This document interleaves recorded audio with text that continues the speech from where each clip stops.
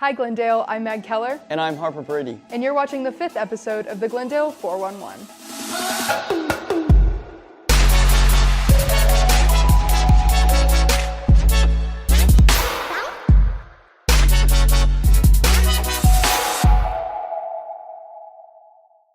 This year, instead of a pink out, Glendale participated in a purple out. Mattia Injami and I have the story. Every 9 seconds a woman is beaten, and 10 women a day are murdered every day in the U.S. by domestic violence. The color purple stands for domestic violence, so the whole month of October is Domestic Violence Awareness Month. In Harmony House, their colors are purple, so that's kind of where we got the idea of doing a purple shirt. So what's super awesome about this partnership is that all the money that we're selling from the shirts is going directly back into Harmony House. Also is that we're the first SPS school to actually partner with Harmony House and do a purple out game, so hopefully in the future we can get all 5 SPS schools to help raise awareness. So we decided to partner with Harmony House because we were looking for a service opportunity, and Harmony House was also looking to partner with us, and so it was kind of just a crazy accident that we both were looking for something to do at the same time. It's super inspiring to see all of the students at Glendale participating in the Purple Out and just being involved in their school and supporting a good cause and just showing that they care about their community. Domestic violence isn't really something that we raise awareness for a lot, and so having a football game around that, centered around domestic violence, is something unique, and ultimately it's going to make this football game stand out from any other. So at the game we let go of balloons and threw powder, and the balloons we let go 313 of them, and they represented the average monthly amount of domestic violence cases that we have in Greene County. And so it was so cool to see such a significance behind those balloons and the entire student body participating in that. Harmony House is the largest domestic violence shelter in the state of Missouri. Our young people, believe it or not, are already possibly dealing with teen dating violence, and the signs of a controlling and unhealthy relationship. We can raise them better to recognize that. So some resources that we put around school are big, huge flyers and posters everywhere. We also put little tear-off numbers for people to call if they need help. Harmony House is a great resource. You can always call us. Our phone number is 417-837-7700.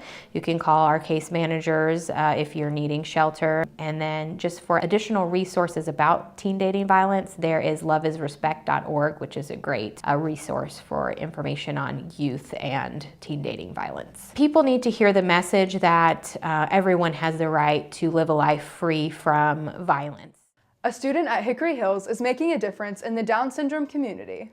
Jaden Sanford and Morgan Schaefer have the story. Emery Riso, a student at Hickory Hills, is using her passion for soccer to help raise money for the Down syndrome group of the Ozarks. In 5th grade, we got lunch buddies, and my lunch buddy was a little girl who had Down syndrome.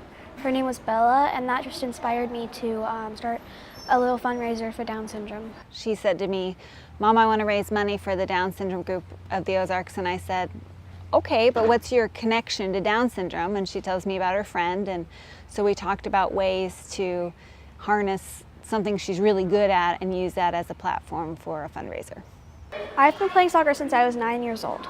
To raise money, Emery is asking for donations and pledges for each save in her soccer season, or a pledge for each game she successfully blocks out all incoming goals. I was trying to find something that I was good at that could help me raise money, and that was the first thing that came to mind. Emery is very strong-willed, but's got a very big heart, and if she has something in her head that she wants to do, she's going to do it. I have raised $2,640. Anybody can do good for other people.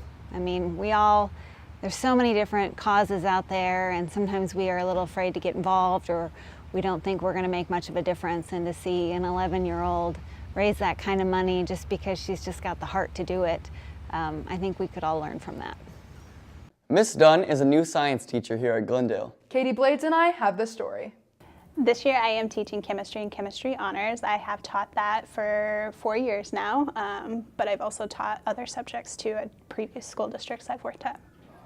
I came to Glendale because my true passion is teaching chemistry. At the other districts I was working at, I was teaching other things besides chemistry, and I didn't get to fully focus on chemistry.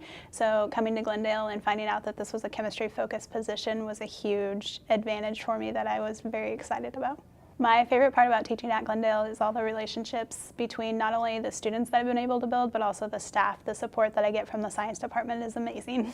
I like that she takes the time to go through everything with us to make sure that we understand it and that we're all able to have fun while we do it. She's a special teacher because she's always smiling, she's always nice, and she has a nice laugh whenever we do something funny or she makes good jokes. It's really a fun class. She always makes sure she goes over everything with us multiple times so that we fully understand it and we are ready for our tests and everything. Her science class has a lot of cool elements, like we get to do online things as well as labs and worksheets, but it's all fun. She's always going to help us out if we need it, but she's also going to joke with us and hold us accountable for our work as well. My hope for the future is to continue teaching here and improve anything that I can improve and build relationships with the students throughout the years. There is something new to experience at the zoo. Michelle Lewis and Mackenzie Mondi have the story. So we had an exciting birth, a new baby black and white colobus monkey. They're native to parts of Africa, Central Africa. They live in troops of 5 to 9 individuals. So they live in a smaller group than South American New World primates, but it's definitely a tighter knit group. And then they all live together and they care for each other's young. This new colobus baby was born on Thursday, October 11th. The new baby is entirely dependent on mom right now. She's holding on to mom, she's sticking close to mom, but here in a few weeks, in a few months, then she'll branch out, she'll start running around, jumping with all the other colobus. Having this baby, it's pretty cool right now because we have her that's a week old, all the way up to her dad is 20 years old. So you get to see all the life stages of the colobus. Right now we breed for SSP, which means that we're sustaining the population, ensuring genetic diversity within these monkeys. So we research medicine and different types of things that we can do to help these guys in the wild. In the wild, they're of least concern, so it's not a huge threat right now, but if deforestation and poaching continues, then they'll become vulnerable. We'd encourage everyone to come on out and see them, and right now is a great time to come to the zoo. There's not a lot of people here, and the animals are out a lot, and a lot of movement, a lot of activity with them. Thanks for watching. Make sure to check us out on social media at the Glendale 411. Signing off, I'm Harper Brady. And I'm Meg Keller.